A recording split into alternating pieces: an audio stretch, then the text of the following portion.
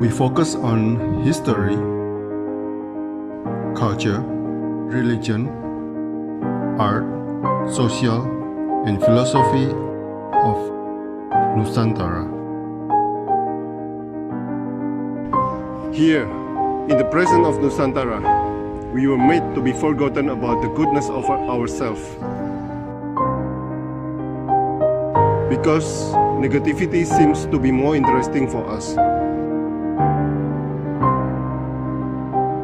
Now, I'm Sutoyo Raharto and friends, assist you, to remind you, to awaken you that we still can find the gems of Nusantara. They are the great sights of Nusantara.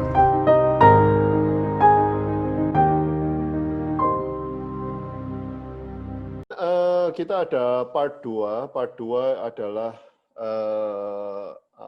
teman kita dari Jakarta, Mbak Nurul, beliau S2 dalam riset tari Supatmo. Ini sebuah tari Betawi yang akulturasi budaya dari mungkin China dan Indonesia dan Betawi ya tentunya. Mungkin kita kasih 1 menit untuk preparation dulu. Silakan Mbak Nurul untuk siapin presentasinya. Oke, baik. Terima kasih Bapak Sutoyo atas waktunya. Ya, preparation-nya mungkin kita akan mulai dari sapa menyapa terlebih dahulu. Baiklah, selamat malam untuk semuanya, Bapak Ibu sekalian, dan adik-adik yang sudah menyempatkan diri untuk ikut bersama-sama kita bersharing ria di malam ini ya, dengan Pak Sutoyo, dengan Dharma Sharing juga tentunya. Sebelumnya perkenalkan dulu, nama saya Nurul, ya biasanya saya dipanggilnya Noe ya kalau ini ya. Panggilan akrabnya, jadi bisa panggil saya Nurul, bisa panggil saya Noe juga.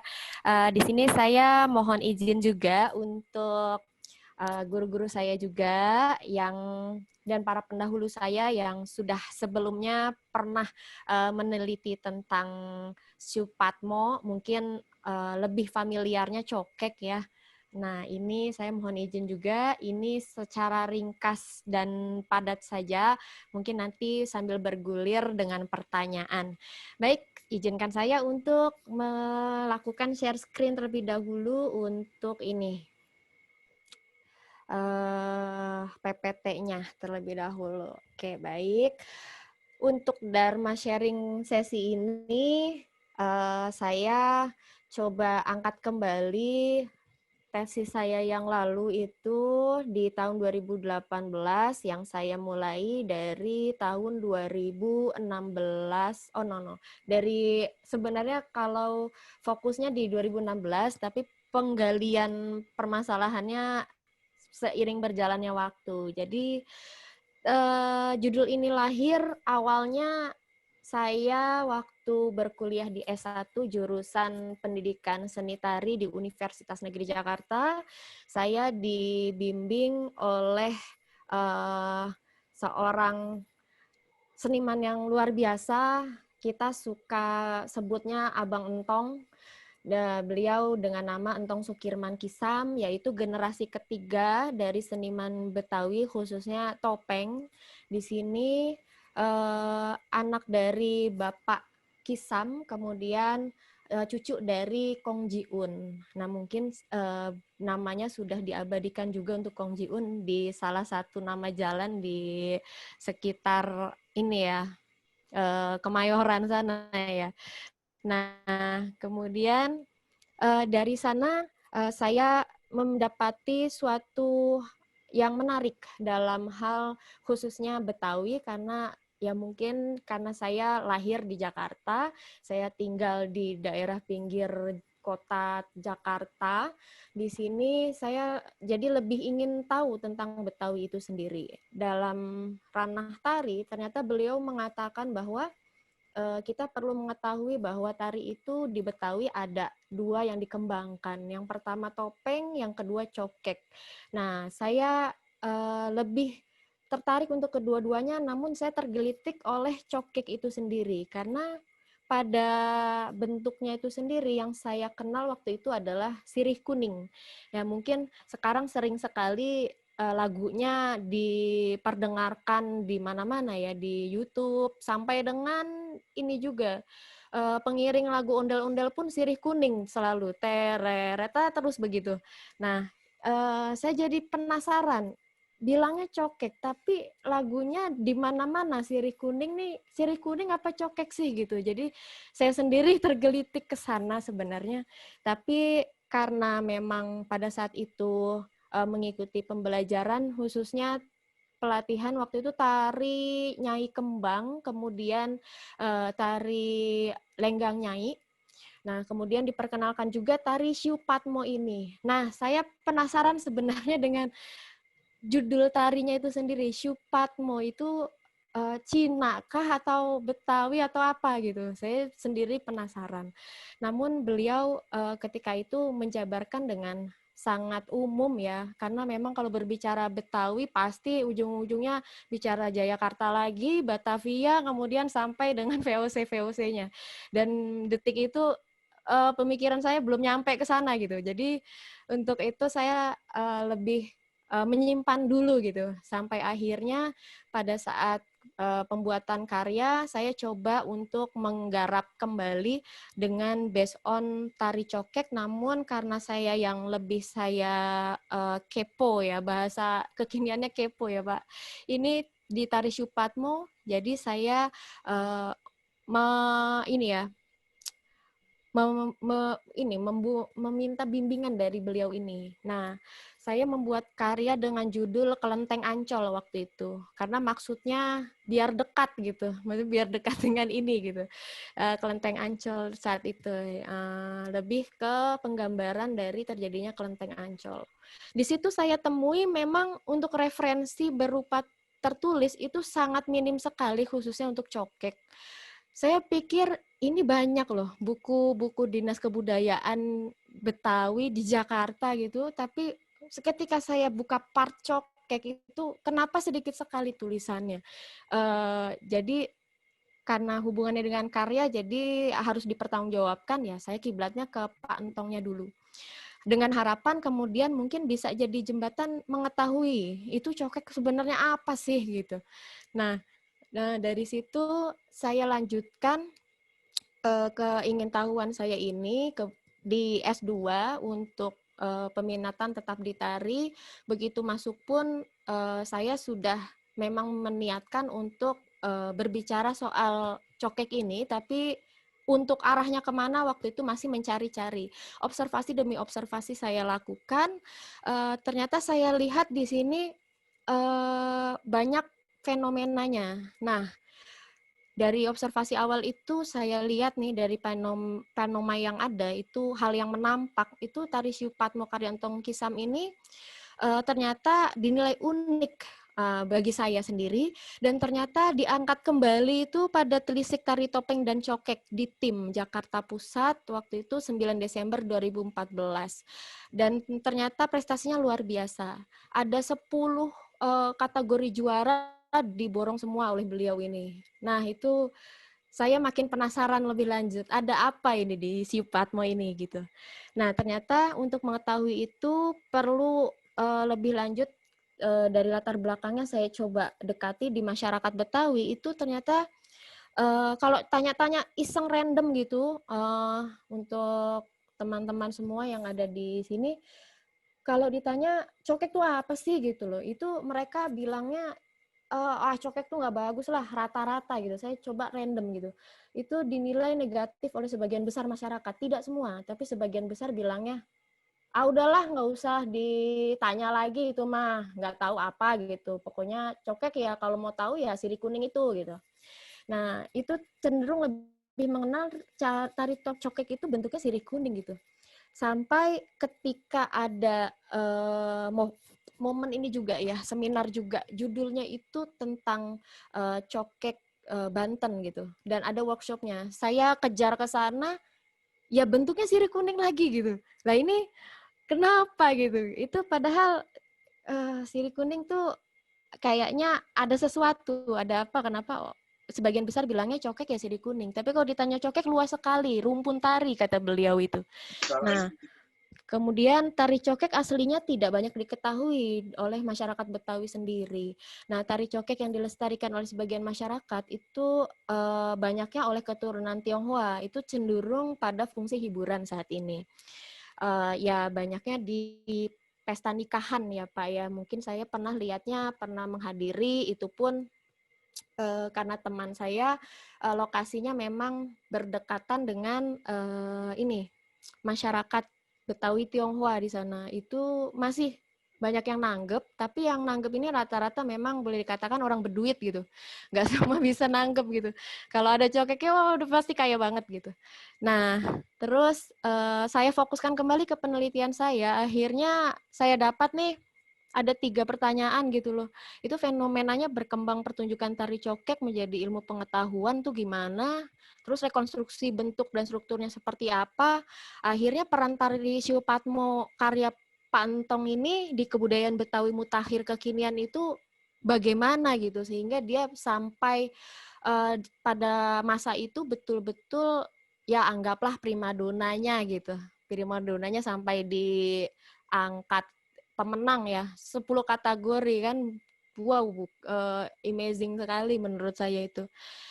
Sehingga saya coba pendekatannya pakai cultural studies karena memang tidak bisa dikupas hanya dari sosialnya saja, tapi etnografinya juga, kemudian tentunya dari sisi yang lainnya. Perkembangannya otomatis bicara sejarahnya walaupun periodik dan tidak sampai ke sana ya, sesuai periodik pada masa cokek itu. Nah, ternyata dari sini saya langsung ke sini saja untuk lebih tepatnya saya dapati seperti ini. Nah, untuk dari ranah yang pertama dilihat ini perspektif ilmu sosialnya, menurut Doyle itu berarti saya harus lihat ciri signifikan masyarakat Betawinya apa sih gitu. Di situ apa semua Betawi kah atau yang mana, Betawi mana gitu, apakah semuanya atau khusus. Nah, kemudian selanjutnya untuk perspektif yang etnografinya menurut James P. Spratley ini di lapangan saya baca berarti dihadapkan dengan dialektika masyarakat ya, akibat perubahan sosiologis masyarakat Betawinya itu. Dan tentunya dari unsur kebudayaan Betawi ini yang termasuk di aspek antropologinya, kemudian di sosialnya itu adalah ciri signifikannya tentu akan berhadapan dengan dialektika masyarakat itu sendiri. Yang mana isinya itu ada realitas multi etnik, ya memang tidak bisa dipungkiri kalau tidak ada multi etnik ini nggak lahir Betawi gitu. Jadi kalau dibilang Betawi orang Jawa, bukan, orang Sunda, bukan juga gitu. Orang mana lagi? Enggak, ya Betawi ya Betawi menurut saya baca di lingkungan sekitar saya pun begitu. Kemudian yang kedua dialektikanya lagi itu posisi Entong Kisam ini sebenarnya sepenting apa sih di sini gitu. Kemudian alasan dipilihnya rekonstruksi tari cokek jadi Siu Patmo dalam kontestasi ya. Saya bicara kontestasi ini karena beliau seniman. Jadi pastinya butuh adanya daya juang bertahan atau memang mengikuti alur atau memang kembali kepada tradisinya. Itu pilihan. Nah, itu tidak bisa dibaca sekejap saja gitu, apalagi ada singgungannya. Harus ada singgungannya. Nah, di sini kita bisa lihat ujung-ujungnya adalah dari penelitian dari observasi demi observasi itu ternyata hasil penelitiannya seperti ini. Pak Entong ini untuk daya perebutan ini ya, perebutan kontestasi ini semacam perebutan posisi gitu. Dalam hal ini lingkungannya beliau adalah kesenian, khusus di kesenian. Ternyata didekati dari pendekatan cultural studies ini, beliau ini ada sangat berpengaruhnya di sedikit menyentuh ke Betawi Tengah, Kemudian banyak menyentuh Betawi pinggir yang sifatnya urban karena memang banyak sekali ini ya percampurannya gitu. Kemudian di Betawi Udik sendiri ada singgungannya beliau ini. Jadi boleh dikatakan beliau ini cukup berpengaruh gitu. Nah, Oke, Bu Nurul, hmm, mungkin saya tanya ya, dulu sebelum lupa. Bisa baik, kembali ke PowerPoint yang ke-9. ya ini. Ya, kalau Betawi Tengah itu di mana? Jakarta. Oke, untuk fokus ke Betawi Tengahnya ini mungkin lebih tepatnya pemahaman saya untuk orang Betawi Tengah itu ya kembali ke rumus orang Betawi itu dulu. Orang Betawi itu yang gimana? Beliau ini disebut orang Betawi bila ya lahir di Betawi, besar di Betawi. Atau bisa juga dia bukan orang Betawi tapi lama tinggal di Betawi. Sehingga untuk sosial dan antropologi dia sudah Betawi sekali gitu. Kemudian ada juga dia memang bukan orang Betawi, tidak tinggal di Betawi, tapi peduli sekali dengan urusan Betawi, sehingga banyak berkecimpung di sana. Nah, dia juga termasuk Betawi. Atau bisa juga Betawi itu masyarakatnya ya dia sangat ini ya, sangat mobilitasnya itu adanya di geografis Betawi. Nah, itu dia disebut Betawi. Nah, kemudian orang Betawi Tengah tuh yang mana ya? Berarti orang Betawi Tengah kalau dulu memang ya Batavia betul ya. Tapi kalau bicara sejarahnya mungkin uh, Ibu Lia kemarin saya pernah join ya, itu luar biasa sekali. Mungkin bisa lebih menjelaskan lebih lanjut. Kalau saya singkat cerita, Betawi Tengah adanya di ya, Jakarta. Memang di Jakarta yang pusat kota itulah tepatnya kemudian untuk di pinggir berarti dia yang ada di pinggir-pinggiran kotanya, bukan hanya pinggiran selatan saja, mungkin pinggiran timurnya, baratnya, utaranya, tapi pinggirannya gitu. Nah, kalau yang Udik ini lokasi-lokasi yang memang bersinggungan dengan budaya Sunda gitu. Jadi dia dekat gitu. Jadi dari bahasanya kelihatan sekali Betawi Tengah tuh sering saya dengar tuh ngomong bicaranya gini ya, banyak nya gitu, kenapa apa gitu. Kalau yang Betawi yang pinggir ini ada a, gitu, saya gitu. Kalau yang Udiknya tuh campur, ya bahasa wanita aja disebutnya wadon gitu, itu kan Jawanya ada gitu ya. Kemudian masih banyak ini bahasa gitu, lebih banyak banget kalau di Udik ini singgungannya dengan budaya Sunda. Walaupun Kalau ya, Cina Benteng masuk mana? Cina Benteng ini bicara Cina Benteng untuk saat ini ya Pak, untuk saat ini berkembangnya memang adanya di Banten. Kalau khusus benar-benar lokasi bangetnya itu Banten. Tapi untuk saya coba, saya gregetan juga. Iya apa iya cuma di Banten doang gitu. Karena di sini kan juga ada kelenteng dan lain-lain gitu. Itu banyaknya di daerahnya pinggir. Banyak saya suka lihatnya gitu. Yang banyak nanggep di pinggir-pinggir itu pun nggak semua memang yang berduit gitu ya, memang meriah sih, saya sampai lama juga gitu. Iya. Hmm.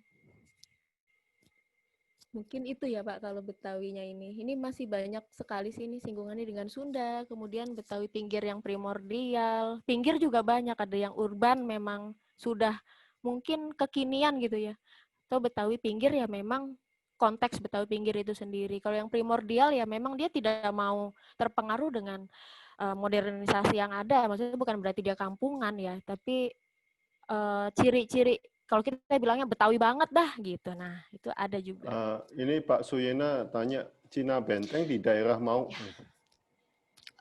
Di daerah mana Pak? Mau katanya.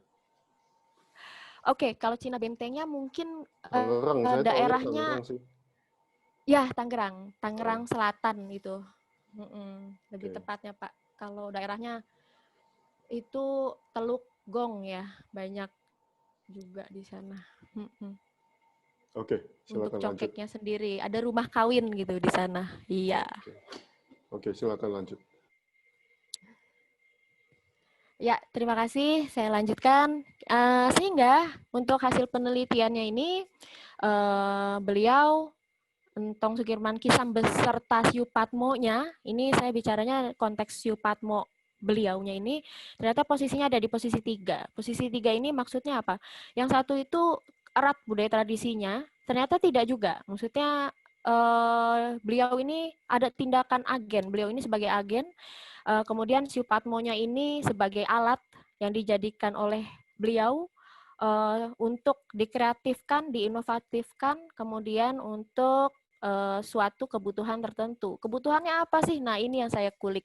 Ternyata kebutuhannya itu tentunya memang kontestasi penting, tapi beliau juga sangat universal. Di sini beliau tidak identik. Beliau kalau secara agama Islam, tapi untuk berpikirnya sangat terbuka sekali. Beliau sangat menjunjung tinggi juga untuk sifat maunya ini sendiri yang menjadi akar dari mungkin saya boleh informasi dulu untuk yang cokek itu beliau mengambil fokus ke lagu Sipatmo. Nah, Sipatmo untuk bahasa Hanse-nya sendiri saya juga kurang paham.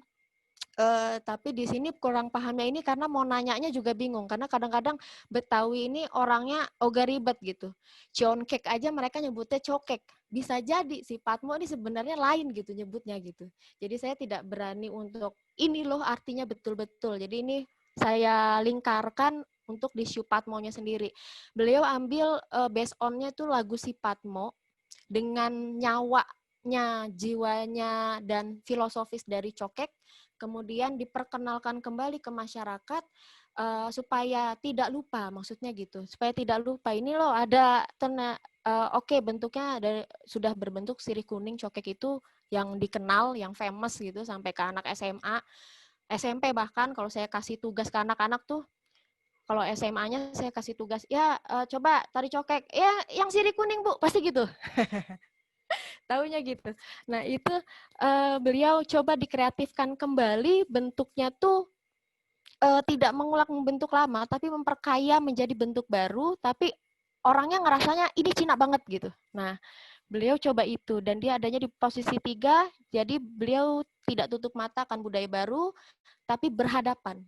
Nah tapi masih ada di konteks ini. Dan hal menarik temuannya adalah ternyata karena bicaranya Siu Patmo, saya galinya di beliaunya sendiri. Beliau ini cara berkeseniannya itu ternyata dari filosofis hidupnya adalah mengalir. Mirip sekali dengan cokeknya itu. Cokeknya geraknya yang mengalir mengikuti alunan musik aja gitu. Kalau yang sekarang kesannya geraknya asal-asalan. Padahal sih ada gerak khususnya dulu tuh kalau lagunya si Patmo apa, lagunya Kong Jilok apa, pas lagi muter kapan itu udah pada tahu zaman dulu. Kalau sekarang mah ya udah apa aja gitu, lagu dangdut juga jadi gitu. Nah, beliau mengalir gitu. Kalau ada istilahnya kalau air mah waktunya nanjak-nanjak, waktunya nurun-nurun. Kalau ada batu ya minggir gitu katanya beliau itu. Nah, dari situ nyangkut juga ke ternyata terrepresentasi juga pada karyanya. Dari musiknya saja, beliau juga menggunakan kendang, kecrek, kemong, gong, dan rebab. Nah, rebabnya ini pastinya kebutuhannya kalau cokek ya Tionghoa banget gitu ya, Cina banget gitu. Itu ternyata ada filosofisnya beliau itu dari gamelannya juga. Ini yang dipakai ada 5. Nah 5 ini menurut beliau adalah rukun Islam yang dia pegang mulai dari lahir sampai sekarang. Nah kemudian ada 3 hal lain yang beliau pegang itu adalah orang Betawi itu ngisosi, zaman beliau itu nyebutnya ngisosi. Ngisosi itu kalau bahasa kitanya ya ngaji, sholat, dan silat. Nah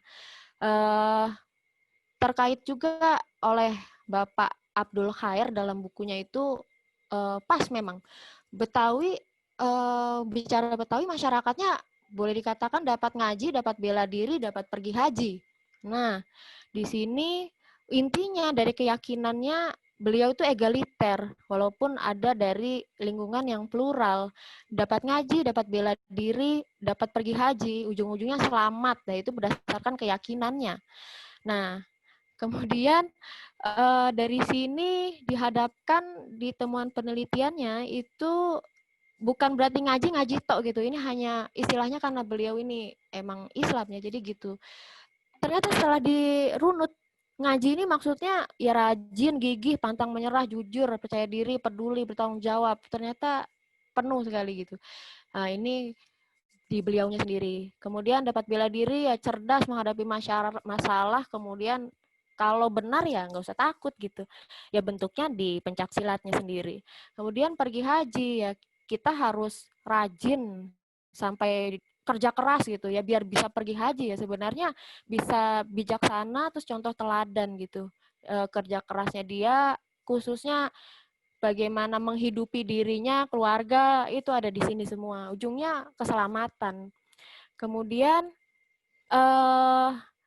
apa sih? Saya sampai berpikir gini juga, untuk karena berawal dari si pendekatan cultural studies tadi, ya mau tidak mau dan memang saya juga kepo, itu harus dianalisis berdasarkan estetikanya. Sementara saya kembali tertantang lagi, Pak. Ini estetikanya apa yang dipakai ya? mau Biwan Wisalus kah gitu dari Sunda, atau Wiraga Wirama Wirasa dari mana? Dari Jawa, atau mungkin apa-apa dari Minangkabau, atau mungkin ini Taksu Bali gitu kan? Mereka punya masing-masing ini ya, masing-masing khas.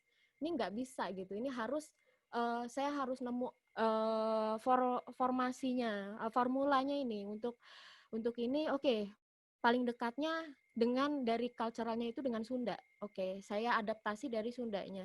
Biwan Wisalus, bisa Wanda Wirahma Sari dan Alus. Kemudian dari Betawinya ini diamati dan dikonfirmasi. Ternyata proses Syupatmo pun demikian. Mulai dari gerakin dulu. Nah, kalau udah beres iramanya gimana? Ya terus samain deh tuh. Ya, samainnya nggak hanya gerak rame-rame, tapi sesuaikan juga dengan kostumnya, tata rias, dan lain-lain. Baru dirasain dong. Nah, berarti bisa jadi konteks ini yang perlu digali, isinya apa gitu, untuk meminjam di sana. Akhirnya di sinilah saya singkat, gerakin iramanya, samain, dan rasain ini dengan istilah Gertisara. Mungkin ini bisa menjadi bisa menjadi tawaran buat saya. Mungkin kalau dibilang estetika Syupatmo ini, Gerisara ini, tapi apakah bisa umum ke tarian lain, itu perlu ditindaklanjuti gitu.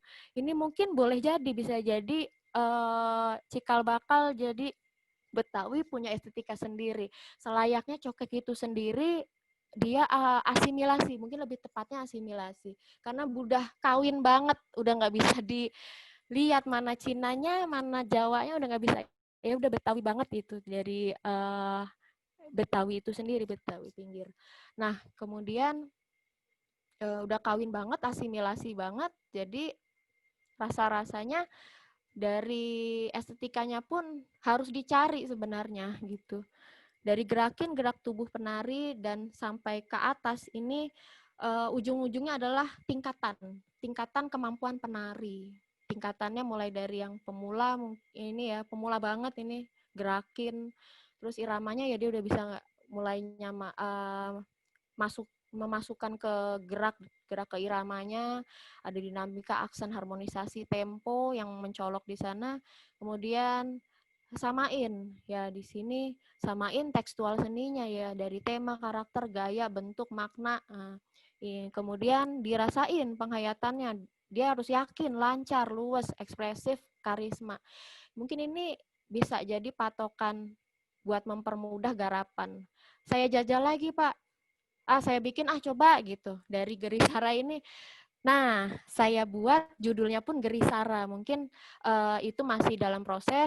Sebelum ke Gerisara, kemarin saya coba dulu ke Nyai Betawi, tapi untuk bahasanya saya coba masih antara Nyai Betawi kah atau mungkin empuan Betawi. Ya, empuan itu artinya perempuan. Saya tanya juga, Bang, ini sebenarnya Siu Patmo tuh apaan sih gitu kan? Sebenarnya Siu apa ya? Kalau orang dulu sih emang orang Tionghoa kalau ngajarin memang zaman dulu mah pakai bahasa sono gitu. Eh, angka 1 ya sebutannya apa itu ya? Saya takut salah ya Pak. Pokoknya pakai bahasa Tionghoa semua, nggak pakai 1, 2, 3. Nah, Siu ini karena Abang juga belum yakin dari kata si Patmonya itu sendiri. Jadi Siu ini diartikan sebagai perempuan. Si Siu gitu. Si Siu ini kemudian Patmo ini adalah ya based on musik si Patmo yang sebagai dasarnya gitu. Kemudian wah, saya pun jadi kepo nih. Si cokek sendiri bagi saya tuh apa sih setelah saya keliling-keliling. Nah, setelah saya keliling-keliling juga ada beberapa pakar budaya Betawi memang valid untuk dan cross check-nya itu ketemu banget. Memang pada intinya kita itu diminta untuk menjaga titipan Tuhan. Ada kalau perempuan mungkin lubangnya ada 9 gitu, kalau laki-laki ada 8. Nah itu harus dijaga betul, nggak boleh sepandang-pandangnya, secium-ciumnya, sampai jaga hati ujung-ujungnya.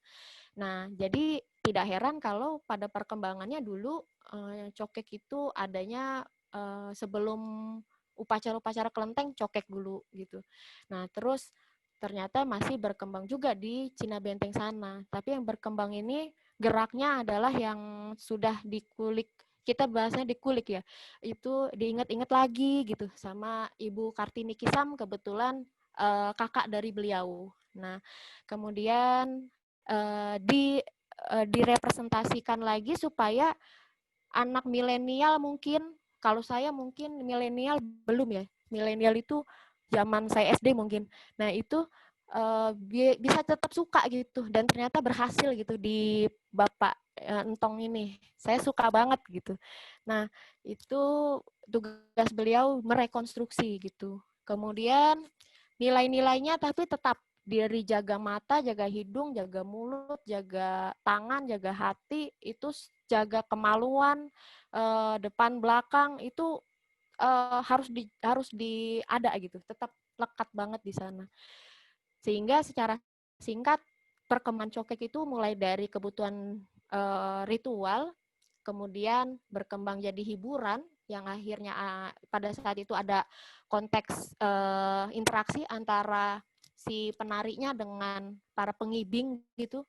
Nah, disitulah kenakalan-kenakalan terjadi gitu. Sebenarnya cokeknya nggak jelek, sebenarnya pelakunya itu pun oknum gitu, nggak semua juga gitu. Nah, kemudian masa dulu itu kan perbudakannya sangat tinggi ya. Jadi ya sudah, lu udah gue beli gitu, udah gitu dipiara di sini ya udah ikutin aja. Didapati hal menarik juga dari Pak Kris juga itu beliau menggarap Nyai Cukin. Di situ ada ini juga apa simbol pita merah. Nah itu untuk cokek wayang cokek yang disukain sama cukongnya ya ini punya gua gitu. Nah itu si bajunya juga dibedain. Kalau zaman dulu ya cokek biasalah pakai kutang nenek gitu, terus bawahnya kain selendang deh. Nah selendang tuh kan cukin, dicukinin, diselendangin gitu. Nah itu katanya ada ritualnya juga. Jadi tetap ngelihatnya cantik aja gitu, ada juga tuh. Nah, terus kalau yang punyanya cukongnya, pakai berlian, sutra gitu, itu udah dibedain banget. Itu ternyata masih kental sekali. Ini temuannya kira-kira inilah ya Pak. Mungkin singkatnya begitu. Kalau bentuk tampilannya, Mungkin bajunya dulu, Bu. Mungkin bajunya bajunya dulu dulu. ya. Ya, Oke, baik Pak. Bentuk tampilan dari bajunya dulu. Bajunya dulu. Di sini mungkin saya ambil yang ini saja. Nah, pada tahun 2014 itu berhasil meraih kostum terbaik. Ya, bentuknya seperti ini bajunya. Saya juga waktu ujian tesis saya ya pakai ini, belum saya belum kebuka, presentasiin. belum kebuka Oh iya, fotonya. oke baik, maaf Pak. Kita lihat dulu di sini, yes. Nah, mungkin gini ya Pak. Mm-mm. Nah, ini bentuknya. Saya juga pesan sama Bang Entong. Kemudian untuk wardrobe-nya sendiri adalah istri dari Bang Entong, ya, Sagung Rai nama beliau. Kebetulan orang Bali. Ya, ini uh, saya pas mau pinjam bajunya ini tadinya mau dikasih yang bagusan aja ya sekarang. Oh, saya nggak mau, saya maunya yang kemarin dipakai gitu. Ya inilah bentuknya. Pertama ada dari riasan kepalanya ini identiknya cokek itu zaman dulu itu ada kembang goyangnya 2. Kalau di sini direkonstruksi oleh beliau kembang goyangnya inovasi semua nih kalau saya bilang sih ini jadi pakainya ini langsung pakai Pak. Jadi langsung udah jadi tinggal di tusuk ke ini konde gitu, jadi udah jadi, nggak dipotong-potong satu-satu gitu, cucu-cucuin nggak, ini langsung aja. Kemudian ini kembang goyangnya, kemudian ada mahkotanya, ini mahkota ini ya variasi aja, sudah diinovasi, kemudian dikreasikan, kreasi ya lebih tepatnya. Kemudian ini sumpit kreasi juga. Kalau di Cinanya sendiri kan sebenarnya burung hong ya, kanan kiri gitu. Kalau ini nggak, pakai sumpit aja gitu. Terus pakaiannya ini kalau di sananya kan Shanghai gitu maunya. Tapi ini pakainya kancing tengah gitu. Kancing tengah sebenarnya ini kancing tengah ini ujung-ujungnya kalau sudah jadi ini kayak baju kurung sebenarnya. Cuma karena dipakaikan sabuk, di belakang ada pita besar, ini biasa khas Betawinya banget. Kemudian ini ada ampreng di depan, ampreng panjang. Di belakangnya adalah ini rumbai, kemudian celana panjang. Ini coba disimbolkan dari si cokek yang punyanya ini ya, punyanya Cukong. Tapi kalau untuk zaman dulunya mah ikat merah aja gitu, diikat warna merah si kondenya.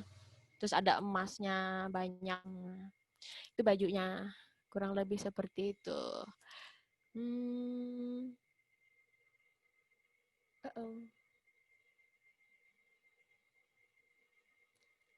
Kemudian untuk ini ya Pak, video ya. Video saya coba cuplik sedikit-sedikit ya, mungkin Bapak Ibu. Untuk ini saya ambil langsung saja yang telisik tari oleh Dewan Kesenian Jakarta waktu itu. Dicuplik. Ini ada 3 dari yang Ibu Kartini Kisam, kemudian pengembangan oleh mahasiswi IKJ, kemudian disambung oleh rekonstruksi yang kekinian, kita bilangnya kekinian, mutakhir gitu ya bahasanya lah ya, oleh Pak Entong Kisamnya. Nah, ini dia.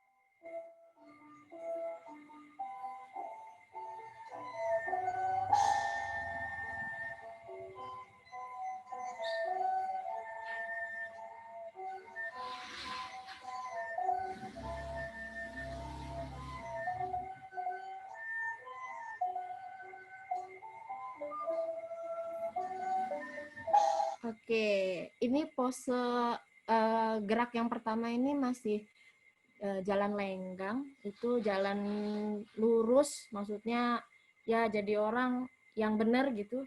Kemudian di sini pose tangannya soja gitu, menyoja gini, jaga hati gitu. Nah, ini saya cepatkan sendiri, mohon izin untuk yang keduanya langsung kali ya. Nah, ini yang dikembangkan oleh mahasiswi IKJ ketika itu. Mohon maaf ini bukan agak ya, gelap sekali.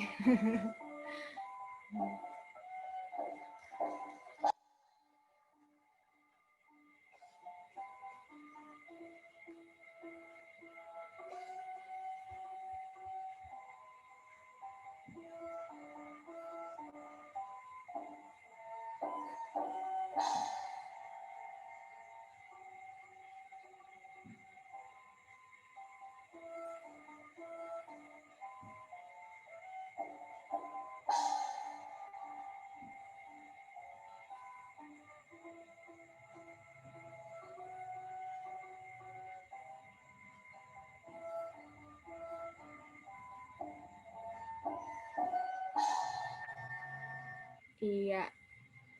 Kemudian ini oleh Bapak Entong Kisamnya.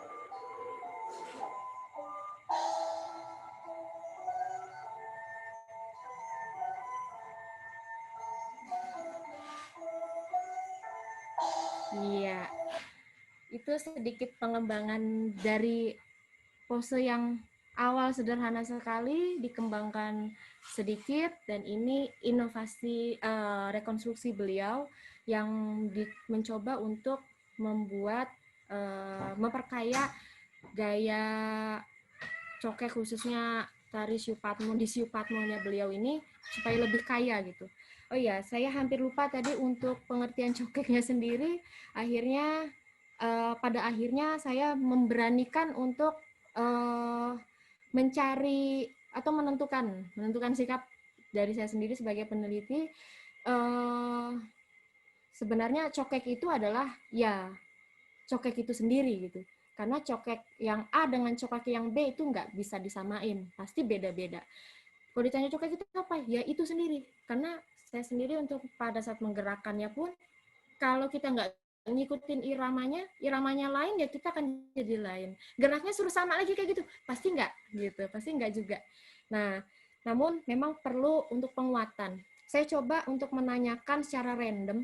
Saya nggak nanya sih, mentang-mentang ada orang sipit tuh saya nanya, "Oh, cokek apaan?" gitu kan, nggak juga ya. Nah, cuma waktu itu saya memang suka memantau beberapa pengunjung di waktu itu di Palasari. Memang banyaknya tuh rata-rata kenapa Tionghoa ya, rajin banget baca gitu. Nah itu saya beranikan diri untuk tanyakan ke beberapa orang ya random gitu, dengan saya lihat oh ya udah suka kesini gitu, suka baca juga. Pas saya tanya, Pak, ya kenalan gitu gitulah, terus saya tuh lagi galau nih mau tahu artinya bahasa, saya bilangnya bahasa Cina gitu, tapi nggak tahu apaan, apa itu gitu. Cokek, coba hansanya coba tulis. Wah, selalu di situ hansanya coba tulis. Nggak bisa gitu kan, justru itu nggak tahu gitu. Beliau rata-rata pada intinya menjelaskan bahwa wow susah kalau dibilang bahasa Mandarinnya, Mandarin juga Cina mana dulu nih, sukunya aja udah 40, di dalamnya lagi udah banyak lagi, terus bahasanya juga lain-lain, artinya sama kayak Indonesia aja lah, bahasanya sama-sama Madang tapi artinya lain gitu. Nah, jadi saya nggak berani gitu. Oh iya, baik Pak, nggak apa-apa gitu. Saya coba untuk ke kamus saya sampai menghabiskan waktu mungkin seharian apa kalau nggak salah, dari buka sampai tutup, sampai diusir-usir kayaknya. Itu beberapa kamus saya coba cari, mungkin yang mendekati. Ada mungkin kalau di bahasanya ini ya, tulisannya SI atau SHI atau SI aja, terus ininya juga tandanya kan beda-beda ya. Lumayan itu, mungkin kalau dilihat coretannya udah satu buku kali ya. Saya sampai akhirnya, oh ini sesuai dengan penelitian saya juga, ternyata ada yang menyebutkan di kamus itu dengan kata si, saya mohon maaf, saya menyebutnya nggak ngerti, itu tulisannya S dan I aja gitu, terus ininya artinya ya ini gitu. Kemudian Pak, Paknya itu nggak ada pakai T, tapi PA aja gitu. Pak itu saya rasa, menurut saya rasa itu mau itu contoh. Nah, pas sekali saya pikir, ya ini dia, ini adalah yang harus dicontoh gitu. Maksudnya contohnya apanya? Ya kalau kita jaga semuanya, selamat, aman, damai, sentosa sepanjang masa gitu ya. Ini adalah contoh. Nah inilah kalau menurut saya, cokek menurut saya dari hasil keliling-keliling dari mengamati Siu Patmo ini adalah contoh. Ya cokek itu adalah cokek itu sendiri. Gitu Pak. Mungkin saya sangat bahagia sekali kalau ada yang lebih paham, kemudian bisa dilanjutkan juga gitu. Saya berharapnya mungkin ini kemudian dilanjutkan. Kalau dari hasil ini, saya senang sekali kalau mungkin ini bisa dijadikan tawaran estetika Betawi, mungkin nggak sih dari sini gitu. Terima kasih Pak Sutoyo, ya, dan Bapak Ibu. Oke, Pak Muslim mau ngomong, silakan. Ya, Oh ya, silakan Pak. Ya, silakan. Dengan Bung Nurul ya, Bung Nurul ya. Iya. Jadi sebentar Pak Muslim. Iya. Sebentar Pak Muslim. Cokek. Iya ya, cokek tadi dapat nggak artinya apa? Itu bahasa daerah Teochew itu. Oh, ada iya. dapat kata di artinya Pak? Ya. Nggak dapat. Artinya nggak dapat kalau di kamus. Kalau secara benar-benar akarnya belum Pak. Ini saya coba ambil cokek itu berdasarkan pengamatan di sini aja. Kebetulan saya nama Muslim suku Teochew. Cho itu berbuat ke itu nyanyian. Jadi sendera tari cokek. Wow. Maka itu ada Teochew ke. Cokek. Jadi sendera cokek itu ya, sendera tari, nyanyian sampai nari itu cokek. Betul. Ada Teochew ke.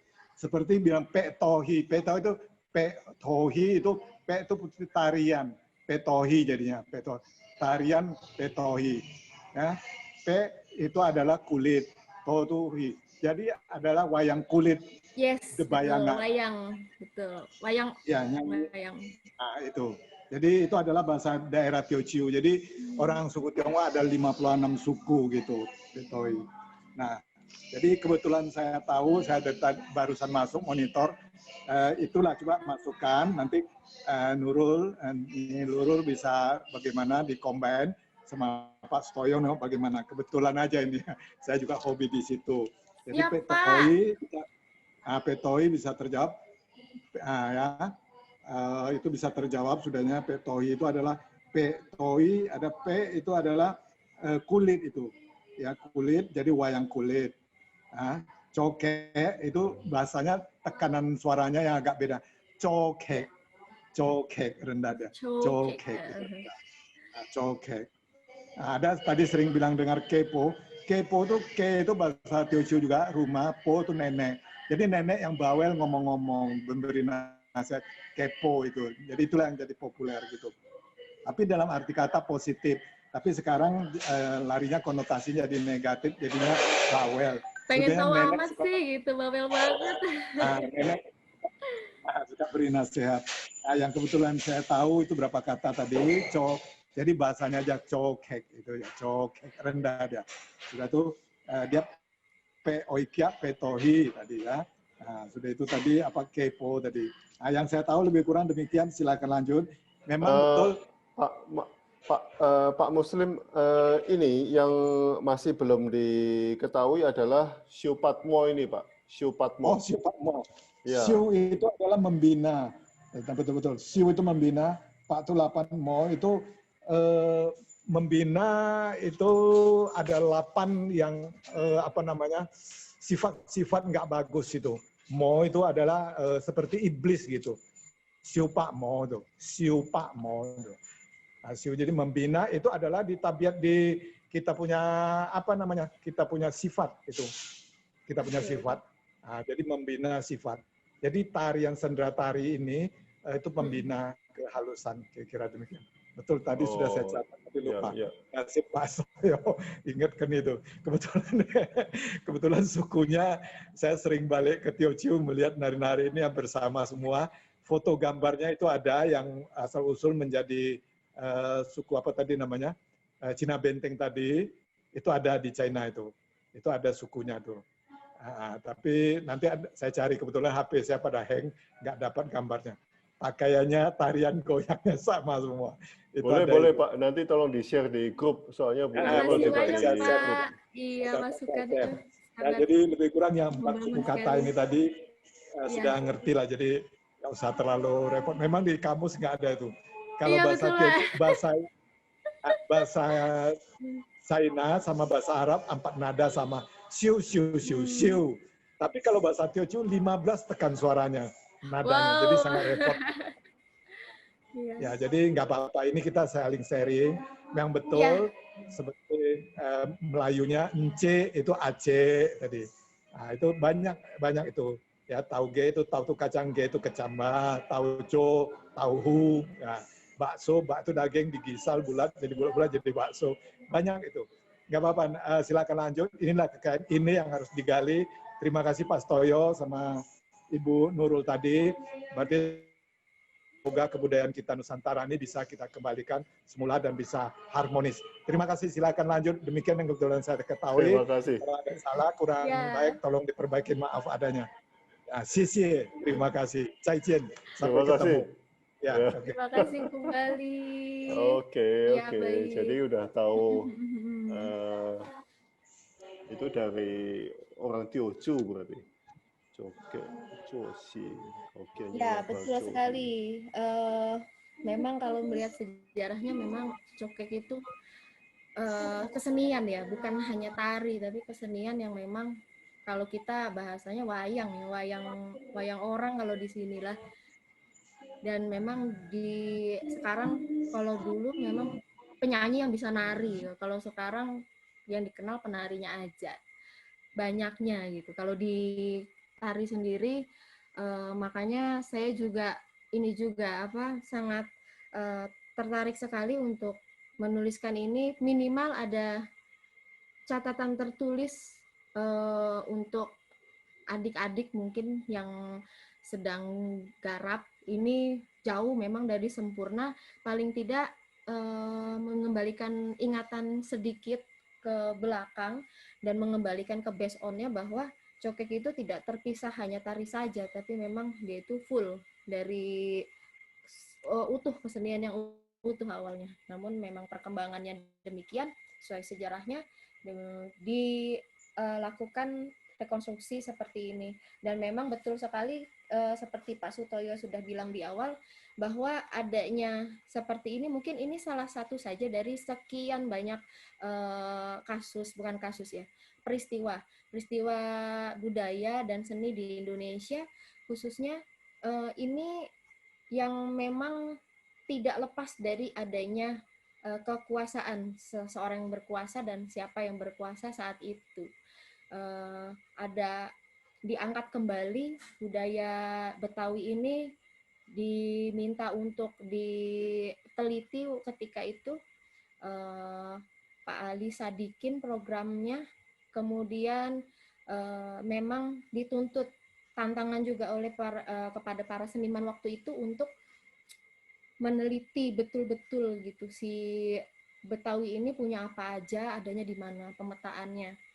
Itu ada terbantu sekali oleh buku yang ditulis waktu itu juga Pak Rahmat Ruhiyat ya, beliau itu almarhum memetakan bersama tim itu memetakan cokek itu di mana aja ketika itu, dan memang perkembangannya wah kalau dibawa sebenar-benarnya begitu ke tengah kota nggak mungkin gitu, tapi tetap pemerintahnya tetap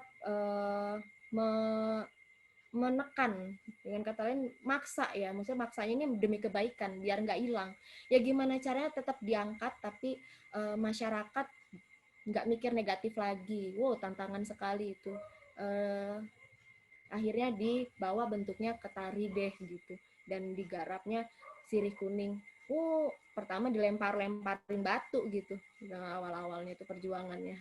Sampailah sekarang seperti ini, tapi balik lagi sudah berhasil dipositifkan, semua pada suka, tapi harus tahu loh dia itu backgroundnya bagaimana, jadi nggak lupa juga, itu nilainya sangat tinggi. Waktu masuk ke Betawi berapa ratus tahun pernah tahu? Yep.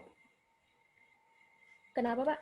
Waktu awal-awal masuk Betawi tahun berapa pernah diselidiki? Kalau menurut beliau itu 1920 sudah ada. Ya baru aja ya. Beliau waktu itu melihatnya di umur sekolah dasar kalau di usia sekarang. Oh, tapi kan tarinya kan mestinya lebih awal daripada 1920. Iya. Untuk cokeknya secara utuh ya Pak ya. Almarhum saya panggilnya Aki Rahmat. Aki itu ketika itu beliau dinasihati oleh orang tua beliau. Waktu itu pengen tahu, wah ada cokek gitu, mau nonton, nggak usah nonton itu, nggak usah nonton cokek di rumah aja gitu, pokoknya ya seperti itu memang adanya. Berarti dari tarian spiritual menjadi komersial, menjadi dilarang, lalu dinaikkan lagi menjadi. Iya. Oke. Betul sekali Pak. Pak Suyena katanya ini bisa dibuat disertasi ini katanya untuk S3. Amin Pak. Mohon doanya. Ini Dan kalau ya kalau Bu Nurul melanjutkan S3 pakai disertasi ini mesti banyak yang mau bantu di sini. Orang-orang Konghucu, orang-orang Taoisme. Siap. Alex ini riset tentang pencak silat dan sebagainya. Akulturasi, kalau siapa? Pak Suyena penerjemah kitab-kitab kuno Cina. Bu Kusmawati tarinya, banyak sekali yang bisa mendukung. Betul sekali Pak. Saya jujur saja waktu gabung di sini, kemudian dimasukkan grup dan diberi kesempatan, saya sangat berharap sekali, wah ini orang-orang hebat sekali yang memang ada keterhubungannya dengan keberterusannya penelitian ini gitu Pak. Wow, Ya, mestinya saya senang banyak sekali ini, ya. banyak sekali yang bisa membantu. Yang saya tunggu-tunggu ini Pak Alex, Pak Alex Cheng Desember kalau nggak salah Pak. Oh, minggu depan rasanya. Saya agak lupa. Tapi yang saya tunggu dari Pak Alex ini akulturasi budaya pencak silat dengan kungfu. Oh, luar biasa. Ya, itu juga sangat-sangat interesting sekali itu. Ya, betul, Pak. Oke, teman-teman ada yang mau bertanya? Kalau nggak ada yang bertanya, kita selesaikan. Ini penjelasannya udah panjang lebar. Ya, ini memang betul sekali. Selewat juga. Izin menambahkan sebentar. Izin menambahkan. Menurut Southeast Asian Studies, volume 27 nomor 2 September 89, tarian tradisional semacam sipatmo, cokek dan sejenisnya sudah ada sedikitnya beredar 1800-an. Terima kasih atas sharing penelitiannya tentang budaya Betawi Tionghoa Mbak Nurul. Semoga menambah referensi ke sana keragaman budaya dan tradisi tanah air. Tapi mungkin bisa lebih awal Pak Alex. Soalnya kelenteng di Surabaya juga sudah datang awal-awal. Nggak tahu itu mungkin butuh Mungkin kalau Mbak Nurul untuk butuh. bikin disertasi. Betul Pak, kelilingnya luar biasa itu Pak. Mungkin untuk sementara ini memang pengertiannya di Syupatmo ini mengangkat Betawinya ya. Si cokek ini adalah memang milik Betawi gitu. Kalau dilihat dari sejarahnya, kita melihat peristiwa berkembangnya cokek ini mulai dari ritual menjadi perkembangan, betul sekali. Memang adanya pada saat difungsikan sebagai hiburan itu ada proses nari dulu, ada tengah lampu cempotnya cabang 2, kemudian ada pelesiran ya waktu itu sama yang laki-lakinya itu pun yang ada selendangnya tuh emang mak wayangnya yang ngasih gitu. Ya misalnya selendang saya mau cokekan gitu ya, mau pelesiran, saya dikasih selendang merah, Pak Sutoyo ijo. Ya kita nggak tahu tuh cokeknya yang mana. Nah pas keluar, nah itu tuh gitu. Itu betul sekali, banyak yang ngasih duit ya, saweran, betul sekali. Pak Muslim silakan mau ngomong lagi nih. Ya baik, terima kasih. Jadi seru ya Pak. Dan Terima kasih Pak. Iya, aduh saya senang banget nih, banyak masukan ya. Iya.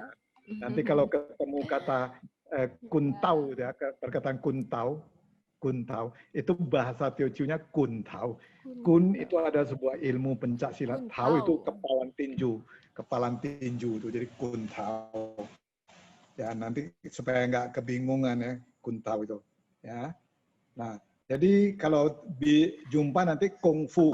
Kong itu terdiri dari 2 suku kata, kerja sama tenaga. Itulah menjadi olahraga badannya. Fu itu terdiri dari ada 4 huruf yang digabung. Orang setelah mendapat 1, itu dia menjadi besar. Setelah besar, dia dapat 1 di atas, dia sudah mengerti tentang kelangitan. Dia dapat 1 titik di atas fu. Nah, itulah menjadi suci. Jadi ilmu bela diri kungfu sebetulnya suci itu. Dunia akhirat punya kungfu itu. Tapi sekarang banyak disalahartikan menjadi duniawi saja.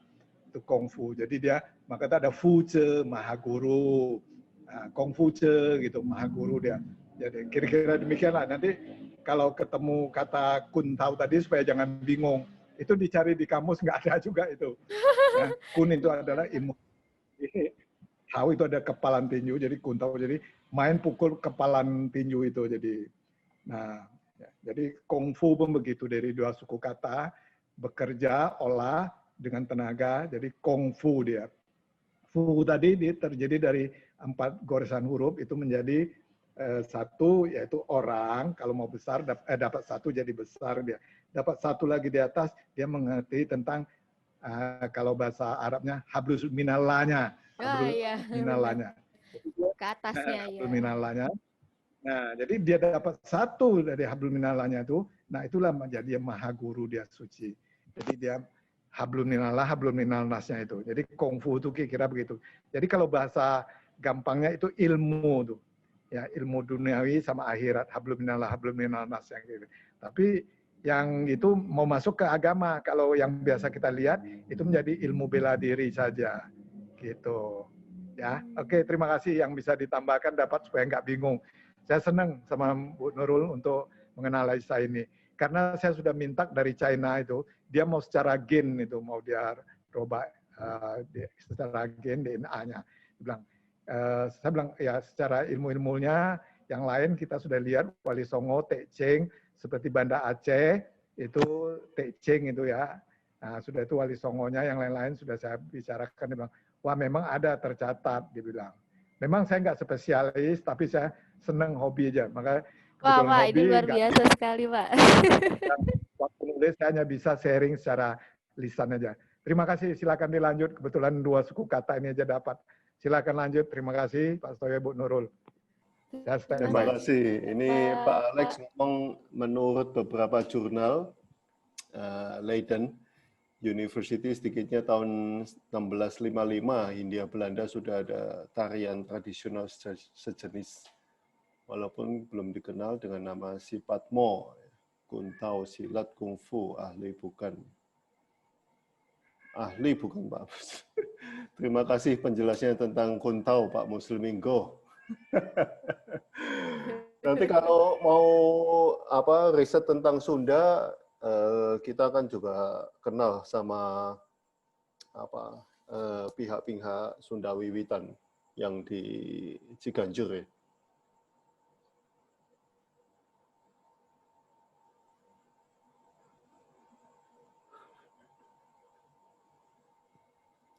Oh, kok hilang?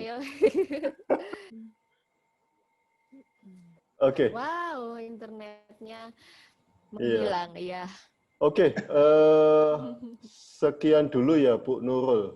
Nanti kalau Baik.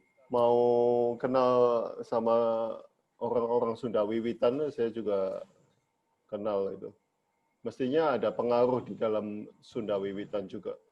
Ya, siap-siap. Iya. Karena bersinggungan sekali ya Pak. Sedikit ada apa tadi Bapak bilang Patmo tadi baru ingat tadi.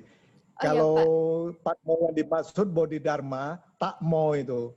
Jadi bukan 8 tadi, takmo, tak itu mencapai takmo. Memang ilmu kebatinannya tinggi itu. Ya, takmo. Ya. Jadi pembinaan secara takmo, pembinaan secara Bodhidharma itu. Itu dari India, guru yang ke-28, dia ke China, menjadi guru yang pertama itu. Di saat Raja Liang Uti itu. Raja Liang Uti, itu yang dipakai orang agama Buddha sekarang, pertobatan Liang U itu, takmo cuse, Bodhidharma itu. Nah, mungkin itu tadi, mungkin bahasanya tadi saya dengar Pak, kiranya tak itu, takmo itu. Baik, lebih kurang demikian. Itu Pak Sutoyo lebih pintar kalau soal Buddha itu, takmo Bodhidharma tadi. Lanjut. Oke. Lanjut Pak. Siap Pak, siap. Oke. Ya, Oke. Sun. Terima kasih Bu Nurul.